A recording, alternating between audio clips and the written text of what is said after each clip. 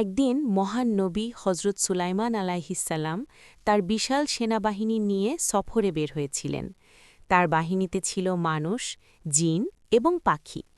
তারা চলতে চলতে একটি পিঁপড়ার উপত্যকার কাছে পৌঁছে যায়।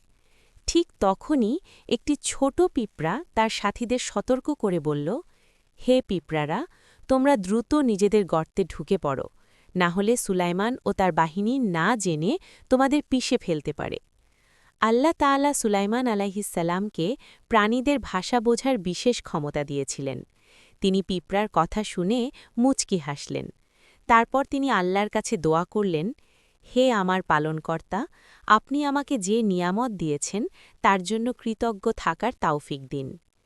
এই ছোট ঘটনার মাধ্যমে আমরা শিখি, ক্ষমতা যত বড়ই হোক, বিনয়ী হতে হবে, আর ছোট প্রাণীর জীবনও মূল্যবান।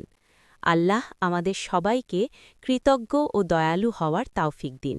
আমিন।